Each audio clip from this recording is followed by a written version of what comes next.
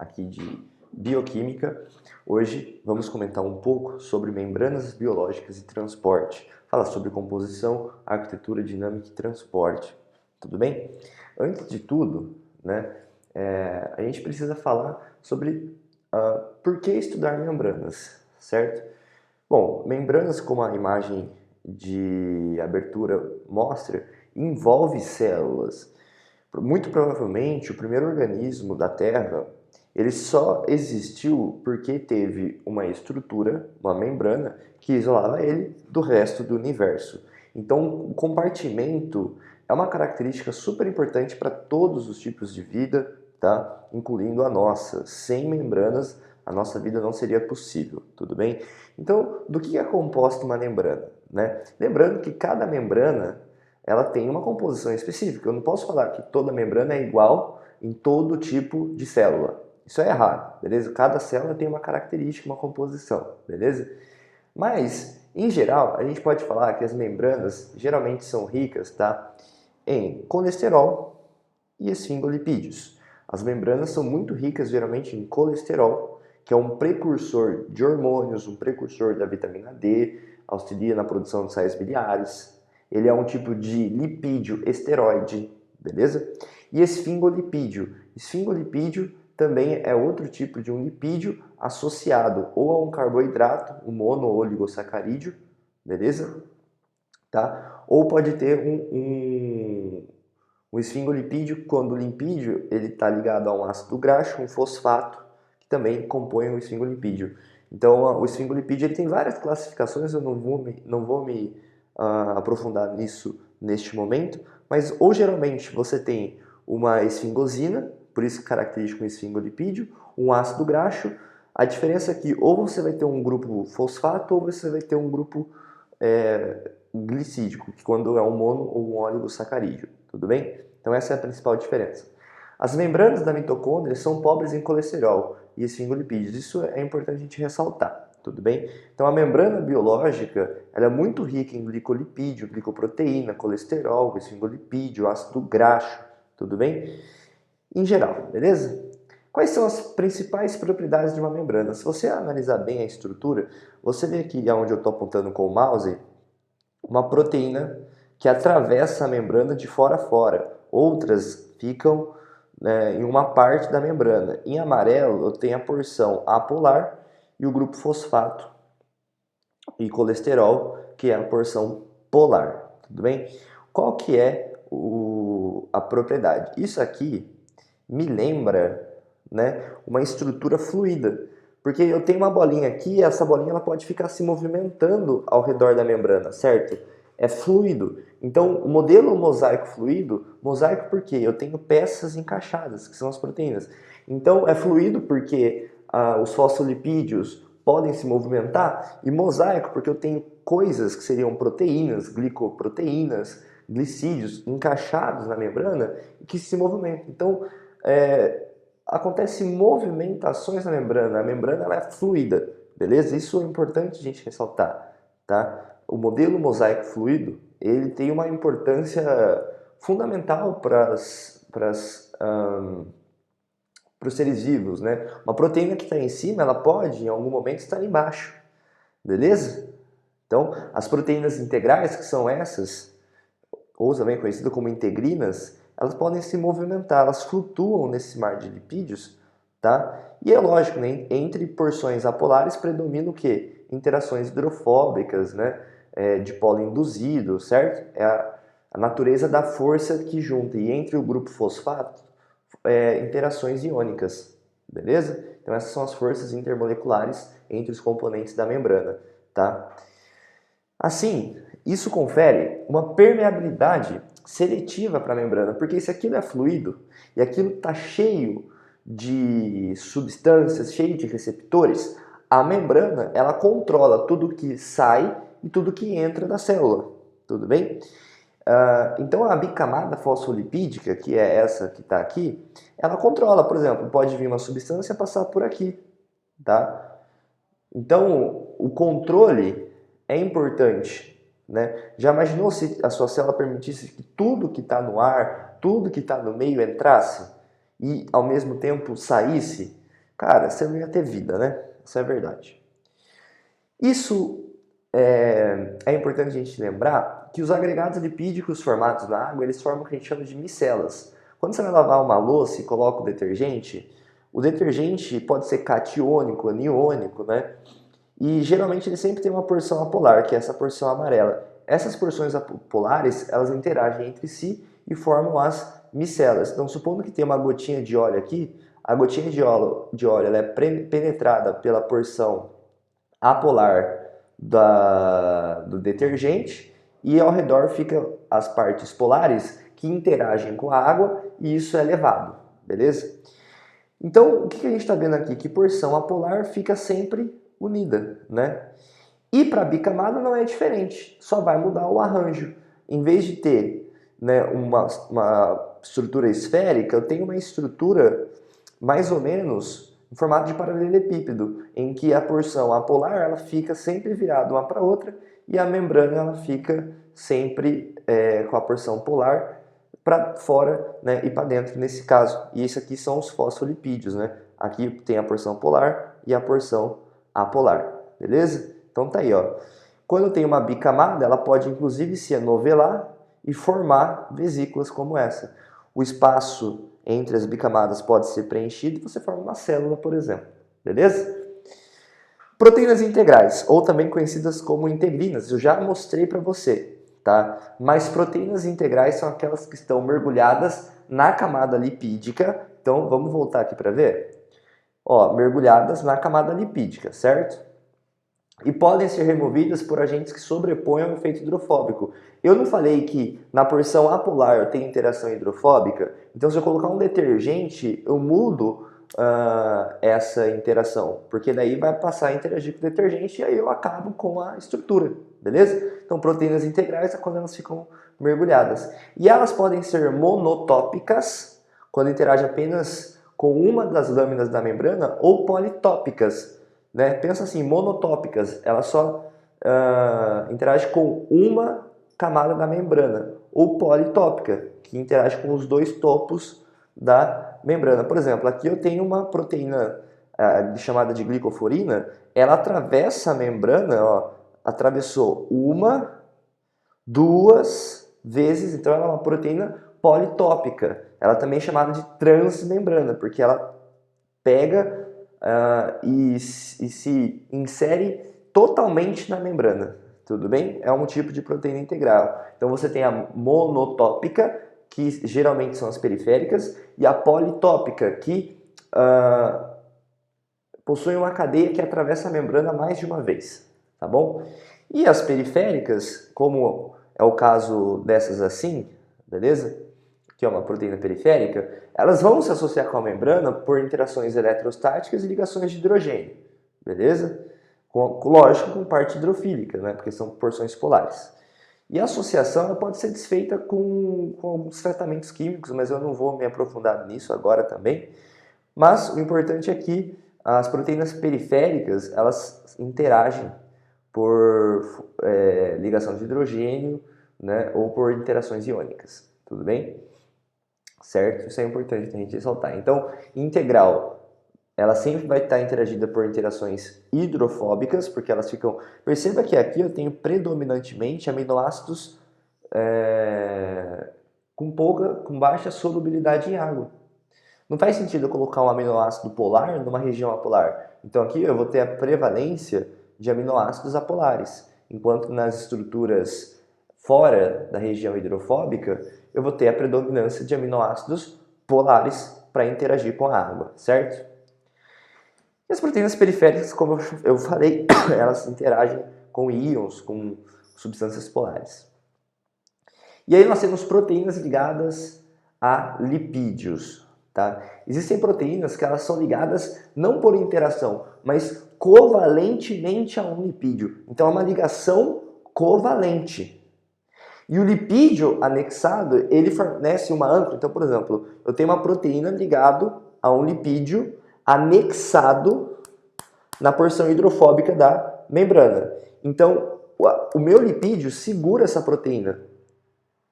Então, na membrana é muito comum você encontrar proteínas que têm uma porção lipídica ligada dentro de uma porção hidrofóbica que vai funcionar como se fosse uma cola, uma âncora. Então veja que eu tenho, por exemplo, uma proteína integral aqui, ó, porque ela passa aqui, uma proteína periférica que está ligada covalentemente a um lipídio. Aqui, ó, se você analisar bem, eu tenho meu lipídio, tá? Então você tem diversas opções de ligações, né? Tem glicoproteína, tá? Vou falar isso depois, tá? Então, proteínas de membrana ligadas a lipídios. Perceba que eu tenho, por exemplo, aqui, ó, aqui eu tenho um fosfolipídio, tá? Tem uma proteína ligado a um lipídio. São proteínas, olha lá, perceba que eu tenho aminoácidos N-terminal ligado a um lipídio, que fornece uma âncora. Olha lá, uma proteína, ó, ligada a um lipídio. Novamente, uma proteína, né? Perceba que aqui eu tenho... opa, ficou azul o negócio, mas deixa eu passar. Tá. Não tem problema. Novamente, uma proteína ligada a um lipídio, beleza? Aqui, ó, uma proteinaça, olha o tamanho da proteína, ligada a 2 lipídios. Então, isso é importante. Beleza? Até aqui, falando sobre a composição. Vamos falar um pouco sobre a dinâmica. Então, revisando o que a gente viu até agora. Membranas plasmáticas, elas possuem uma bicamada fosfolipídica que se agrega e interage por ligações hidrofóbicas na parte interna da membrana. As porções polares são sempre localizadas no extremo e interagem com a água, assim como as micelas. As membranas possuem colesterol, possuem esfingolipídios. Os esfingolipídios eles são responsáveis pelo reconhecimento celular, tá bom? E o que é um esfingolipídio? É uma esfingosina ligada a um ácido graxo junto com um oligosacarídeo, monossacarídeo ou um grupo fosfato e álcool, tá bom? Então, o esfingolipídio, ele é um tipo de estrutura super importante para as membranas, tá? E nós temos também na membrana proteínas integrais, que são aquelas que atravessam a membrana, e as proteínas elas podem ser monotópicas, quando elas pegam apenas uma parte da membrana, ou politópicas, que são quando elas atravessam a membrana uma ou várias vezes, como, por exemplo, a gente viu naquela imagem, uma proteína que tem uma porção de aminoácidos hidrofóbicos e uma porção de aminoácidos hidrofílicos nas extremidades. Essas proteínas politópicas, tá, são tipos de proteínas integrais ou transmembranas. Nós temos também proteínas periféricas, que são aquelas que não atravessam completamente a bicamada. E nisso nós também temos proteínas ligadas aos lipídios. Então eu posso ter uma proteína ancorada no fosfolipídio, por exemplo. E isso funciona como uma base estrutural, beleza? Vamos falar um pouco sobre a dinâmica, né, da membrana. Lembrando que as membranas elas têm um modelo conhecido de mosaico fluido, que os fosfolipídios eles podem se movimentar e as proteínas também. Mosaico, porque eu tenho pecinhas, que são as proteínas, encaixadas no fluido lipídico, sobretudo, tá bom? Então, falando sobre dinâmica, a gente precisa entender o seguinte. Como eu falei, as membranas elas geralmente são flexíveis, né? Porque os lipídios da membrana eles têm uma interação fraca, que é uma interação hidrofóbica. Interação hidrofóbica é o tipo de interação intermolecular mais fraca que nós temos. E as moléculas individuais de fosfolipídios possuem um movimento, de certa forma, amplo. Tá? E isso, lógico, vai depender da temperatura e da composição. E existe um estado, tá, das membranas fisiológicas que nós chamamos de estado líquido ordenado. O estado líquido ordenado ele ocorre quando você tem uma membrana abaixo de temperaturas normais. Veja bem, estado líquido ordenado. No frio, as moléculas elas têm menor agitação. Então você tem uma ordem um pouco melhor das estruturas. Então, abaixo, estado líquido ordenado. O que é o estado líquido ordenado? Que a gente chama de L0. Está escrito aqui, ó. O estado líquido ordenado, veja a definição, é um estado gelatinoso na bicamada, no qual todos os tipos de movimentos estão limitados. Então, no estado líquido ordenado, é uma coisa mais ou menos rígida, não é rígido, mas uma liberdade de movimentação restrita. Os movimentos são limitados. Então, abaixo de uma temperatura, estado líquido ordenado. Movimentos limitados. Estado líquido ordenado, movimentos limitados. Tá bom? E quando você está acima das temperaturas fisiológicas normais, você vai ter um estado líquido desordenado, que é quando você tem as cadeias de hidrocarbonetos e ácidos graxos, os fosfolipídios, em movimento constante, é frenético. Tá? Então você tem rotação em torno de ligação, tá? E um monte de coisa. Então, estado líquido ordenado, temperatura fisiológica abaixo do normal, beleza? Estado líquido desordenado, temperatura fisiológica acima do normal, beleza? Muito bem. Então, por exemplo, no estado líquido ordenado, as movimentações são mais restritas. No desordenado, já são mais fluidas. Tá? E na transição do estado líquido ordenado para o desordenado, o que muda é o grau de movimento permitido às moléculas, porque no ordenado tem o menor grau, no desordenado tem maior grau de movimento, beleza? É uma ideia relativamente simples, é só você pensar em temperatura. O que é a temperatura média? O grau de agitação das partículas. Então, se eu tenho uma temperatura mais baixa, a agitação vai ser menor, uma temperatura maior, a agitação vai ser maior, a movimentação vai ser maior também, beleza? Isso é importante a gente lembrar. Tá? O colesterol, que é uma classe dos esteroides, nossa, pelo amor de Deus, não vai me dizer asteroides. Nossa, gente, uma vez eu fui aplicar uma lista de exercício, alguém escreveu assim pra mim, porque os asteroides anabolizantes, gente, isso não existe, tá? Esteroides, tá bom? Asteroide é cometa, é um monte de coisa, beleza? O colesterol, ele interage com o fosfolipídio. Veja que o colesterol, a maior parte do colesterol, exceto a hidroxila, é apolar. É um hidrocarboneto, mas tem uma porção polar.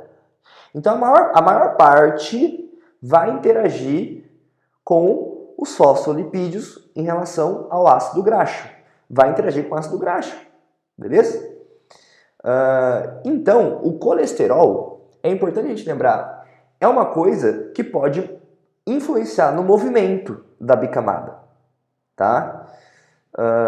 Então, se ele está interagindo, pensa o seguinte, eu tenho dois fosfolipídios separados, eu coloco um colesterol no meio, pum, interagiu. O colesterol, ó, ele é tipo um aspirador de fosfolipídio, ele puxa o fosfolipídio para ele, está interagindo. Isso limita ou aumenta o movimento da bicamada?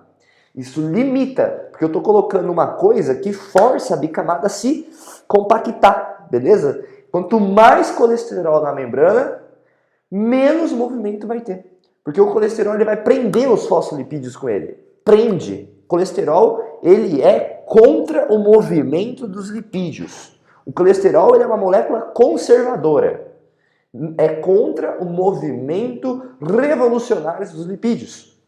Tá? Então ele puxa os lipídios para ele e não deixa se movimentar. Por quê? Vai ter uma puta interação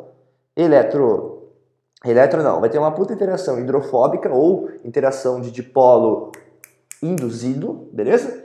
Que vai prender as moléculas de ácido graxo e não vai deixar se movimentar. Suave? Então, por exemplo, olha lá, foi o que eu falei. Você tem o colesterol, que é essa molécula aqui, e aqui nós temos a molécula de colesterol, né? E um colesterol entre o fosfolipídio. Aqui é a cabeça polar do fosfolipídio. Nós temos aqui uma região com colesterol e uma região mais fluida por causa da insaturação. Aqui tem uma insaturação. O colesterol ele prende esses fosfolipídios e não deixa eles se movimentarem. Então o colesterol ele é vamos assim dizer, ele é uma prisão para os fosfolipídios. Se tem muito colesterol numa membrana, dificilmente essa membrana vai ser muito fluida. Então ela se aproxima mais de um estado líquido ordenado do que de um desordenado. Então, novamente, a gente pegando uma representação simplificada da estrutura de um fosfolipídio, a gente vê que nós temos uma cabeça polar, que geralmente é o grupo fosfato, tá? Aqui as cadeias hidrocarbônicas, que são os ácidos graxos, tá bom? E uma insaturação. O fosfolipídio, tá? Ele vai ter sempre um lipídio ligado a duas estruturas de ácido graxo e pode conter ali um colesterol, pode conter ali uma colina, tanto faz, beleza? Mas, enfim, dinâmica da membrana. As membranas que possuem maior frequência de ácido graxo insaturado têm maior fluidez. É só você pensar o seguinte, um lipídio, por exemplo, o azeite. O azeite é um tipo de lipídio insaturado. Gordura saturada, por exemplo, a margarina, ela é sólida. Quando a gente fala de lipídios, cadeias de 12 até 20 e poucos carbonos, a 25 graus, quando ela é saturada, ela é sólida. Quando ela é insaturada, ela é líquida. Líquido é mais fluido. Então, se eu tenho mais insaturações, eu tenho uma tendência de ter maior fluidez. Então, quanto mais insaturação eu tiver na minha camada, na minha bicamada até, mais fluidez eu vou ter. Quanto mais insaturação, maior fluidez. Por quê? Se a insaturação ela dobra a molécula. E a maioria dos lipídios são sempre lipídios na forma cis. Dificilmente você vai achar um lipídio na forma trans no nosso corpo, tá bom? Então essa isomeria cis-trans, em que a gente tem sobretudo o isômero cis, faz com que a molécula tenha uma curvinha. Essa curvinha, como você está vendo aqui na insaturação, que faz a molécula dobrar, ela aumenta o espaço ocupado pela molécula. Quando você aumenta o espaço, você diminui a interação. Né? É igual uma força elétrica. Quanto maior a distância, menor a força. Então, quanto maior a distância entre as moléculas, eu vou ter menor interação, elas vão se movimentar mais. Beleza? Então, ó, quanto mais colesterol, menor a movimentação. Quanto mais insaturação, maior movimentação. Tá bom? Por quê? Como eu falei, o maior número de insaturações diminui a interação, aumenta a fluidez. Tudo bem? Isso caiu em vestibular? Caiu no Enem 2019. Qual da bicamada possui maior fluidez? Ó, a camada 1, se você analisar, ela não tem insaturação. Então isso aqui não tá bom para mim, beleza? A camada 2, ela até tem bastantes insaturações, então vamos deixar aí. A camada 3, ela tem pouca insaturação, então não. A camada 4, pouquíssima. A camada 5 tem insaturação, mas também tem coisas não insaturadas. Então a maior é a número 2, letra B. Beleza? Movimento dos fosfolipídios. Tá? As proteínas que a gente chama de flipáses, quem anda de skate? Existem manobras que a gente chama de flip, por exemplo, né? Uma flopase também, e flip-flopase, elas facilitam a translocação de moléculas de lipídio. O que é isso aí? Tá? Eu falei que é um mosaico fluido, então os lipídios eles podem se movimentar. Um lipídio que está com a cabecinha para cima, ele pode ficar com a cabecinha para baixo. Ou ele pode ter um deslocamento lateral, tá? E qual que é o lance das moléculas aí, beleza? Olha o textinho. Proteínas denominadas flipases, flopases e flip-flopases facilitam a translocação. O que é uma translocação? É quando um lipídio está com a cabecinha para cima, ele vira de cabecinha para baixo, tá bom? E aí isso proporciona uma via energética mais favorável e mais rápida do que o movimento não catalisado. Então, olha, por exemplo, a difusão não catalisada transbicamada. Então, o lipídio estava aqui, ele vira de cabecinha para baixo. É muito lento, vai acontecer em dias, tá? Mas, quando tem uma proteína, por exemplo, uma flipase, uma flopase, uma flip-flopase, rapidamente o meu lipídio ele vira do outro lado, tá? Então, com as enzimas, isso torna o movimento mais rápido, tá bom? Então é importante lembrar que existem proteínas na membrana que facilitam a translocação dos fosfolipídios, tudo bem? Tá? Curvaturas e fusão de membranas, tá? Tá aí uma propriedade importante. As mudanças de curvatura são fundamentais para uma das características mais importantes de uma membrana, que é a capacidade de se fundir com outra. E eu vou além, que é a capacidade de se dissociar de outra. Já pensou se tivesse mitose, mas a membrana não se dissociasse? Já pensou se um receptor que carrega uma membrana não conseguisse abrir a membrana para enviar o receptor para a célula?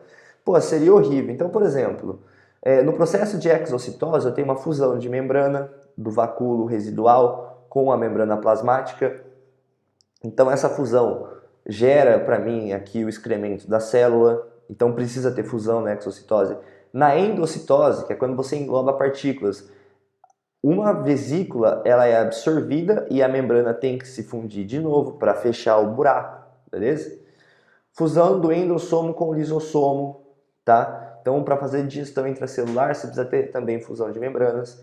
Infecção viral, embora isso não seja importante, quer dizer, é importante, mas embora isso não seja legal para nós, né, porque ficar doente ninguém quer, as membranas elas só conseguem absorver o vírus porque elas têm essa capacidade de fusão, em que a membrana do vírus tem uma fusão, uma curvatura com a membrana plasmática.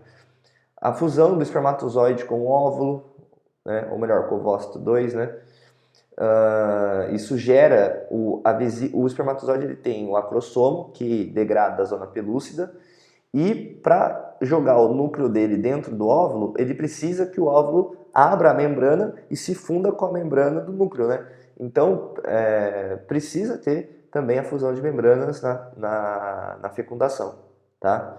Plantas, né? Então você tem, ó, por exemplo, como eu falei, na divisão celular, você precisa ter a fusão de membrana. Ela tem uma célula, ela solta a célula, ela precisa fechar. Então a fusão de membranas é importante. Beleza? E a fusão específica de duas membranas, requer alguns requisitos. Primeiro, elas precisam se reconhecer mutuamente, né, gente? É tipo assim, precisa dar match, né? Então esse é um requisito importante, elas precisam se reconhecer. As duas superfícies precisam ficar justapostas. Então, lógico, elas precisam se reconhecer. Esse reconhecimento ele é feito geralmente por algumas moléculas aderidas à membrana, por exemplo. Né? Porque vamos supor que seja uma membrana de uma bactéria e uma membrana do seu corpo. O seu corpo tem que saber qual que é qual, senão tá ferrado, né? Precisa ficar justaposta, então você vai ter remoção de moléculas de água, tá? As estruturas da bicamada precisam ser rompidas localmente, resultando em fusão, que já foi o que eu falei, tá? Eu vou dar um exemplo, fusão que acontece nas sinapses. Quando as vesículas intracelulares de neurônios com neurotransmissor, elas são liberadas, elas precisam atingir uma porção do neurônio que receba isso. Receba o neurotransmissor, o melhor do mundo, graças a Deus, né? Então, o que acontece? No neurônio, a vesícula com membrana, ela chega. Quando ela chega, ela precisa abrir, liberar os neurotransmissores e a membrana, né, se fundir novamente. Então, no nosso sistema nervoso é muito importante essa propriedade de membranas, tá? Como eu falei, membrana tem permeabilidade seletiva, tá bom? Então, é importante a gente ressaltar como é que é feito esse reconhecimento geralmente, né? Um exemplo está aqui, eu tenho acredito que uma eletromicografia, mas aparentemente na faixa de 200 nanômetros. Essa estrutura preta, a gente chama aqui, é uma zona que contém glicoproteínas, tá? A membrana fica embaixo. Esse veludo em preto é onde fica glicoproteína e glicolipídio. Então, se fosse para fazer uma analogia, a membrana ela se parece muito com uma bola de tênis, sabe? De jogar tênis. Ela é cheia de veludinho. Esse veludinho são as glicoproteínas, glicolipídios, proteínas ligadas a lipídios, proteínas somente. Você tem uma série de coisas ali. E é isso que faz o reconhecimento. É isso que vai identificar. Opa, precisa ativar o sistema imune. Opa, é uma célula nossa, então tudo bem. Opa, é um hormônio. Opa, é uma glicose. Então esse reconhecimento é importante para a célula. E quem faz isso são as glicoproteínas, que é um tipo de proteína conjugada. Tá bom? Então, falando agora um pouco mais sobre glicoproteínas e glicolipídios, os carboidratos, que geralmente são oligosacarídeos. Oligosacarídeos são carboidratos de 2 até 10 monossacarídeos. Eles também fazem parte da membrana, se associando a proteínas e lipídios.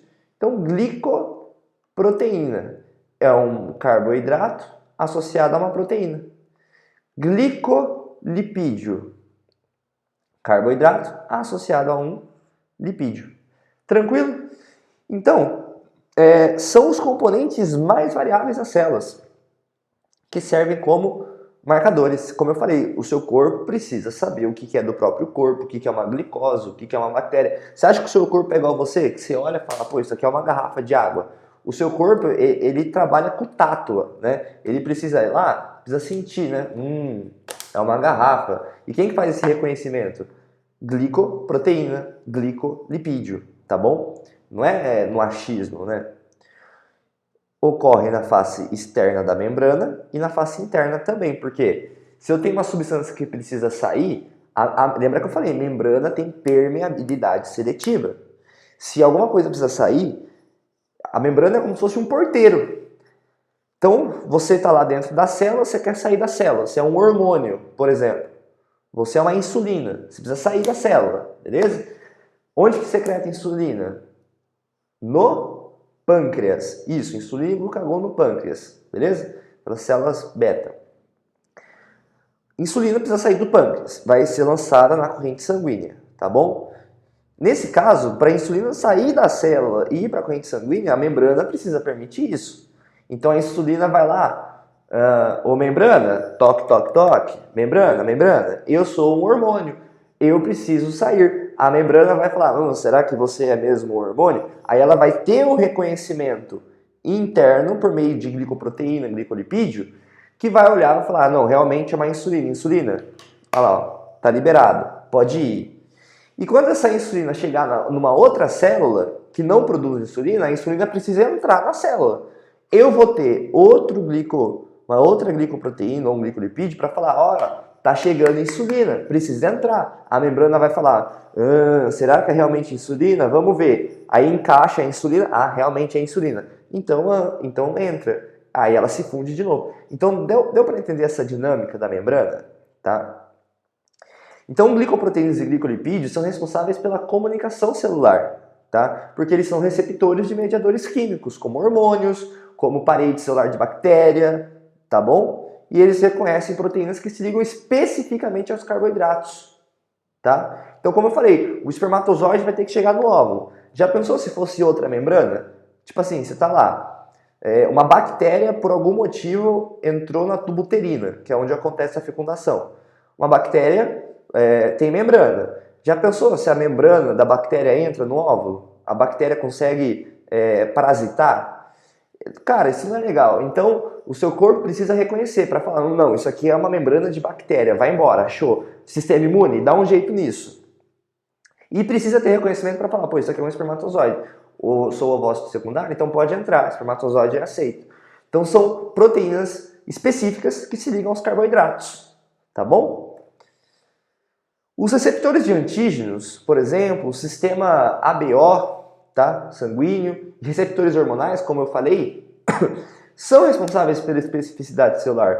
Tudo que está escrito no slide eu acabei de falar já, tá? Então esse revestimento externo, esse veludo em preto, é o que a gente chama de glicocálice.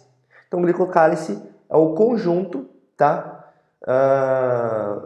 Para fazer esse reconhecimento, tá certo?